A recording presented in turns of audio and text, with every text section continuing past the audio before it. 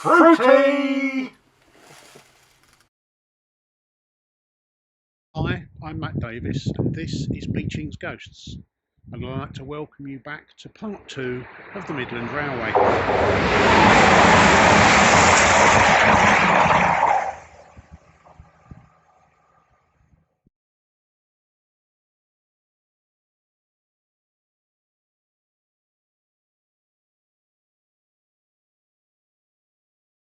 Sent to York to become Bella Nicholson's draper's apprentice in his teens, George Hudson married Elizabeth Nicholson, the boss's daughter, at 21 and took over the business when William Bell retired, changing it to Nicholson and Hudson. They sired 7 children and made the draper's shop one of the most profitable in York. At 27, he inherited a sum that equates to £3 million in today's money, as well as a fine Georgian house, and became treasurer of the York Tories following the 1832 election. The following year, he helped form the York Union Banking Company and played a role in the plans for the York to Leeds Railway. Celebrated engineer John Rennie was appointed, accompanied by Hudson, who learned the railway business, and in 1834 Hudson met George Stephenson in Whitby by chance, and they became firm friends. Elected councillor in 1835, then alderman and Lord Mayor of York at the time of Victoria's succession in 1837, he threw a gala dinner and parade for 14,000 guests. The family's opulence continued in York and at their Knightsbridge home well into the 1840s. Hudson was mayor again in 1837 to oversee the opening of the York to Leeds Railway, and with George Stephenson as his engineer formed the York and North Midland Railway, as well as gaining control of the Darlington to York line. By 1842, the North Midland was in trouble, and Hudson's nefarious methods led to a fatality in early 1843.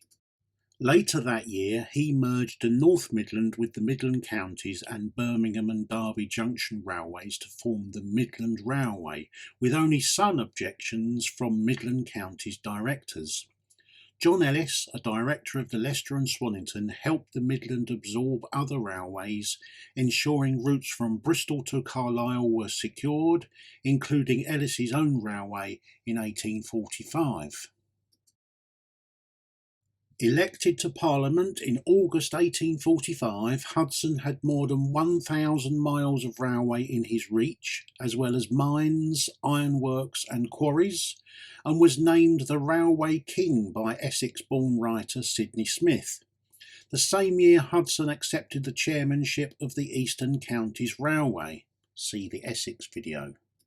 Yet, President of the Board of Trade and future Prime Minister William Gladstone initiated, as a concern, the amount of railway speculation, with over 800 companies attempting to get bills through Parliament.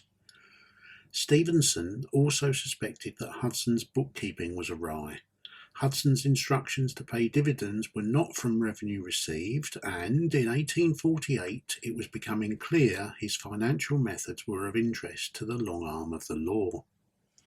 In 1849, debts began surrounding him, and many of his friends were losing their parliamentary seats, and by 1852 he was drinking heavily, but retained his seat for Sunderland, for which he is remembered well for upgrading the docks. Hudson's skills were connecting towns, supplying freight, and objecting to applications of intercity routes, especially London to York, which he tried to compete with via the eastern counties. As railway payouts began to decline, Hudson continued to lease and build new routes and offload his assets at a loss to pay for new, and as quick as the boom came, his finances started to collapse. As an MP, he was immune from explaining his debts to Parliament. Nonetheless, he had resigned all his chairmanships by 1849, tried to pay off his debts, and in 1859 lost his Sunderland seat.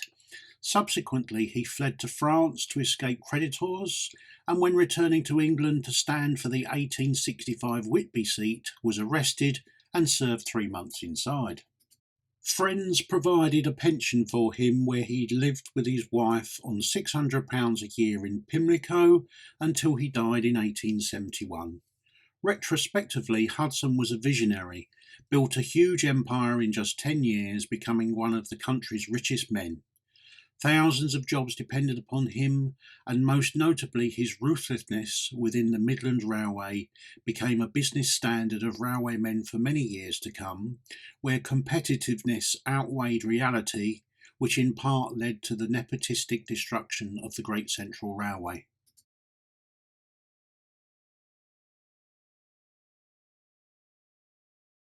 John Ellis was a Leicester man, born in Beaumont-Leys, where he ran a 400-acre farm owned by his Quaker family. His business interests expanded into worsted spinning and later into coal and lime. Interested in continuing to expand his business with the help of 2 other local businessmen, they set about exploring the notion of a railway to transport their coal to Leicester's town centre, and in 1828 he met George Stephenson just as the Liverpool-Manchester Railway was coming to fruition. By 1832 the Leicester and Swannington Railway had opened, and this success led him into becoming a town councillor in 1837 and alderman the following year. Being a Quaker, he attended the anti-slavery movement in London and was made director of the Midland Railway in 1842. This enabled the Midland to take over the Leicester and Swannington, and after acting as consultant to George Hudson on compensating farmers during construction of the Midland counties, he became the deputy chair under Hudson.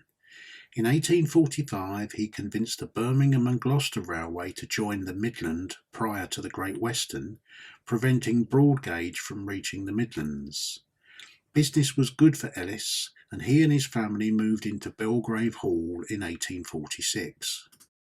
In 1848 he became MP for Leicester, took the chairmanship of the Midland following Hudson's fall from grace, and continued with the constituency until 1852. Notably, he became chair of Pears Leicester Banking Company in 1858 until his death in 1862, when he was buried in a simple Quaker grave at Welford Road Cemetery. However, in the centre of the cemetery, in the memorial plaque section, he is remembered beside his son Edward Shipley Ellis, also a Midland Railway director.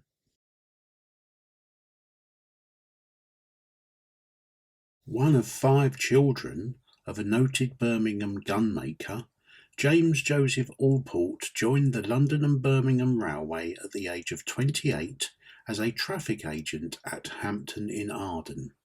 He quickly rose through the ranks to general manager, but his services were dispensed with at the 1846 LNWR merger.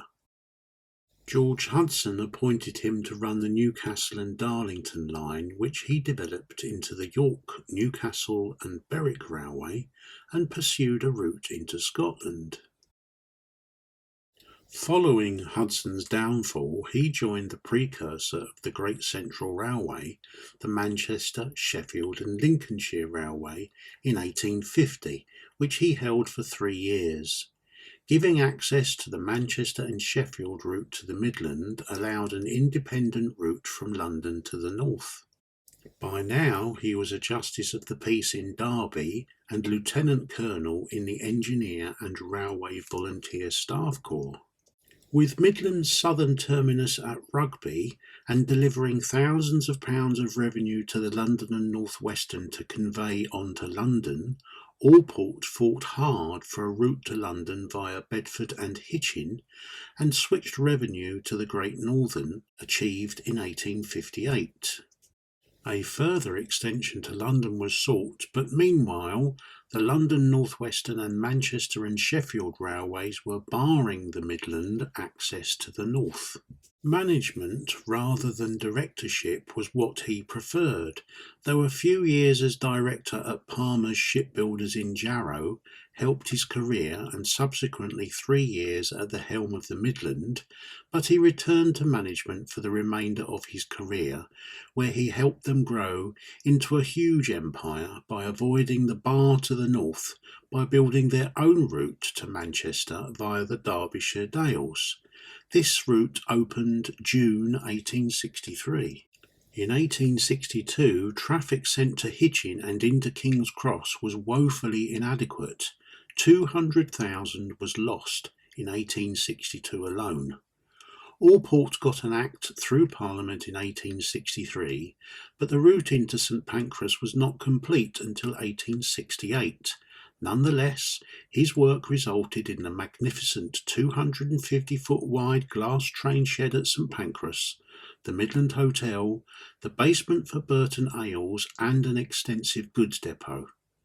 In 1865 he was elected a member of the Institute of Civil Engineers and frequently discussed railway issues, particularly on the role of the Guard, on grade uniformity and passenger communications. In 1873, Allport noticed the upward growth in third-class travel, so as a tenacious strategist, he championed the lower classes' access to railway travel by scrapping wooden benched carriages in favour of enclosed padded seats in third class. This led Parliament to make this a railway-wide decree, and although Midland's second class was abolished by 1875, Allport ordered Pullman to provide luxurious first-class carriages, which became the envy of other railways. Furthermore, Allport bought out all the wagons owned by some 300 different companies to make marshalling a simpler and cost-effective method. In 1880, Allport's health was diminishing and he felt obliged to resign. So thankful were the board that instead of granting him a retirement pension, they awarded him with £10,000. Into retirement, he was elected a director of the Midland, but took on a number of undertakings, was reluctantly bestowed a knighthood and appointed a member of the Commission on Irish Public Works, as well as creating an act which led to the construction of high-pressure water mains under London, which powered many dock buildings and machinery. Allport died at the Midland Grand Hotel on the 25th of April 1892 following a chill. He was buried in Belper.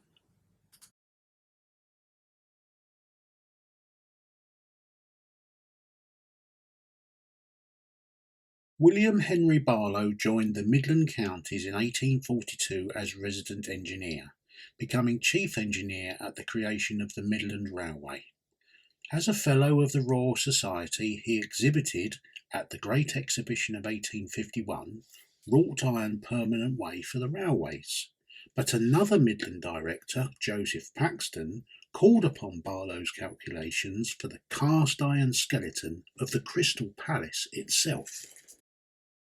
Although he left the Midland in 1857 and helped complete the Clifton Suspension Bridge after the death of Brunel, he also worked on the Hungerford Bridge in London, keeping his skills with a railway theme. Having kept the Midland as a significant client, in 1862 they engaged him as a consultant engineer to deliver the Bedford to London extension, including the layout of the London terminus.